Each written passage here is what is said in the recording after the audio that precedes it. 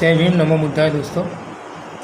दोस्तों आज सुबह में उठा तो सबसे पहले मैंने प्ले स्टोर चेक किया तो प्ले स्टोर में से टिकटॉक ऐप गायब हो गई है। जैसा कि कल न्यूज़ में बताया गया था कि टिकटॉक ऐप बंद होने वाली है। इसके साथ साथ कई और भी ऐप जो चाइनीज़ ऐप थी, ऐसी सभी ऐप बंद हो गई है।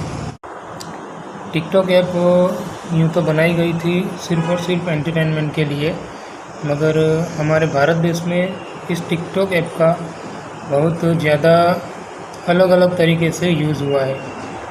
कई लोगों ने इसको सिर्फ एंटरटेनमेंट के लिए यूज़ किया, कई लोगों ने इसको वाद विवाद के लिए यूज़ किया, कई लोगों ने इसको जातिवाद फैलाने के लिए यूज़ किया और कई लोगों ने इसका बहुत सारा मिसयूज़ किया।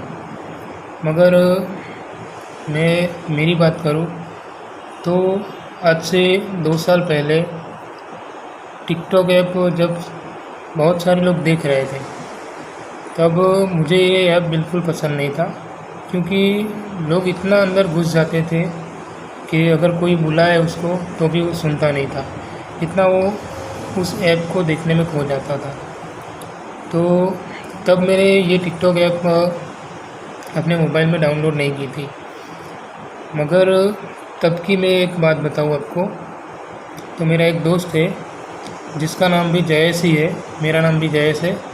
तो वो ऐसे ही एक जगह पर बैठा था रात के लगभग 8 बजे के टाइम पर, तो वो टिकटॉक ऐप देख रहा था।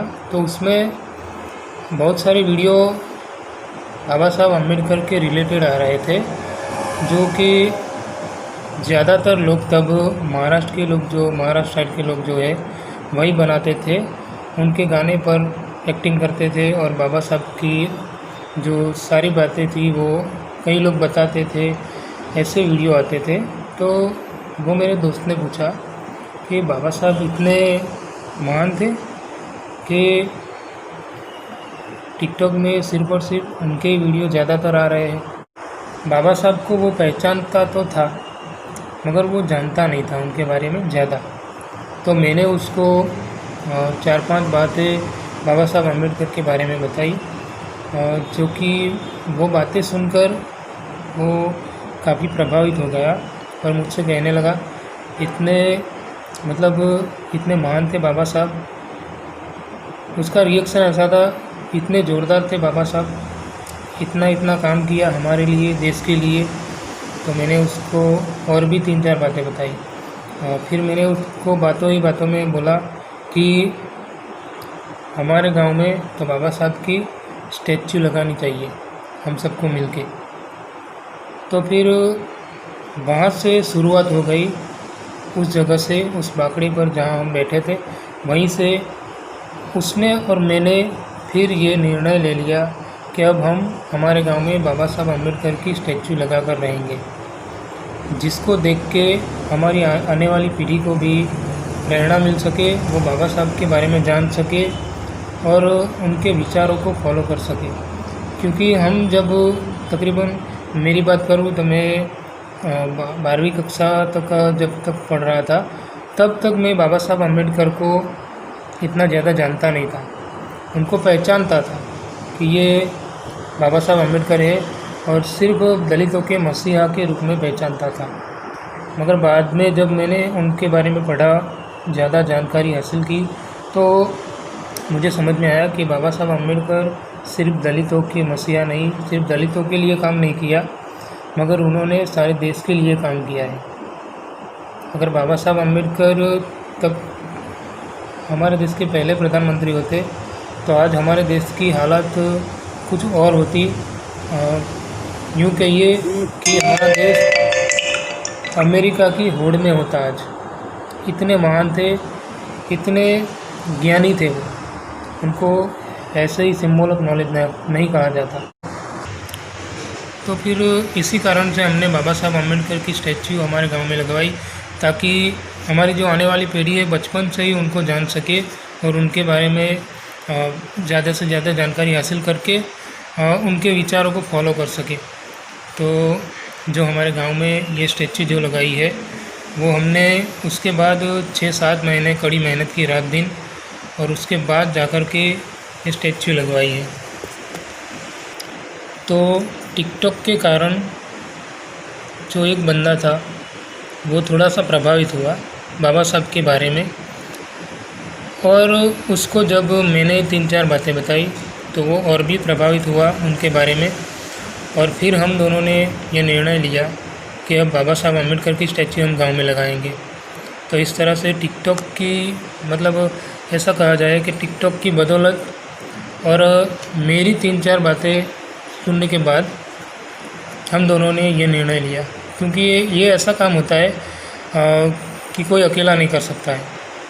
तो हम दोनों ने पहले पहल की और फिर अंदर 4-5 लोग और भी जुड़ गए। वैसे तो बहुत सारे लोगों ने सभी लोगों ने हमारा सपोर्ट किया था, मगर जो सक्रिय जो अंदर काम करने वाले होते हैं जो कि एक ग्रुप बन जाता है इसके बाद ऐसे काम के लिए, तो ऐसे हमारे 7-8 जन का ग्रुप बन गया था जिन्होंने रात दिन तक मेहनत की। और राजकोट में हमने ये स्टैच्यू बनाने के लिए दी थी, और राजकोट में हमने ये स्टैच्यू बनवाई है 1,20,000 की। ये स्टैच्यू जहाँ पर रखी है हमने, जो कंस्ट्रक्शन किया है, जो स्टेज बनवाया है हमने, वो तकरीबन 1.5-2 लाख का बनाया है। तो कुल मिलाकर ख़र्चा हमारा 3-4 लाख का हुआ है। उसके बाद स्टैच्यू लगाने के बाद जो हमने प्रोग्राम किया उसका भी अंदर हिसाब जोड़ दिया जाए तो मतलब अभी 1.5 साल हो गया है स्टैच्यू लगाए, और जो बात हमने शुरुआत की थी, स्टैच्यू को लगाने का निर्णय लिया था, उसको 2 साल हो गए हैं। और उसके बाद 6 महीने बाद हमने स्टैच्यू लगाई, तो इस हिसाब से अभी 1.5 साल हो गया है हमारे गांव में स्टैच्यू लगाए हुए। तो अभी टिकटॉक तो बंद हो गया है, मगर आप भी अपने विचारों को लोगों तक पहुंचाना चाहते हैं, आप क्या काम कर रहे हो, समाज के लिए क्या काम कर रहे हो, वो लोगों को दिखाना चाहते हैं, लोगों को उससे प्रेरणा मिलती है हालांकि, तो और दिखाना भी चाहिए। आप जो काम कर रहे हो, अच्छा कोई काम कर रहे हो समाज के लिए, मानव कल्याण के लिए, तो वो लोगों को दिखाना भी चाहिए। तो आपको भी, अगर आप सिर्फ अभी टिकटॉक पर ही ये सब दिखा रहे थे, कह रहे थे अपने विचार, तो अभी टिकटॉक भले ही बंद हो गया हो, मगर आप यूट्यूब पर अपना चैनल बना लीजिए। और यूट्यूब एक बहुत ही अच्छा प्लेटफॉर्म है, और सोशल मीडिया में देखा जाए तो यूट्यूब एक बहुत ही अच्छा, मेरे हिसाब से 1 नंबर प्लेटफॉर्म है, जहाँ पर आप अपने विचार शेयर कर सकते हो। तो आप जल्दी से जल्दी यूट्यूब पर चैनल बना लीजिए और अपने विचारों को शेयर कीजिए। जो भी आपके विचार हो, बाबा साहब अम्बेडकर के बारे में हो, समाज के जो काम में आ सके, समाज की भलाई के लिए ऐसे विचार हो, तो आप यूट्यूब के माध्यम से लोगों तक पहुंच सकते हो, अपने विचारों को पहुंचा सकते हो। तो आज के लिए इतना ही। अगर आपको ये वीडियो अच्छा लगा हो तो लाइक कीजिए, शेयर कीजिए, और मेरे चैनल पर नए हो तो चैनल को सब्सक्राइब कीजिए, और कमेंट करना मत भूलिएगा। जय भीम, नमो बुद्धाय।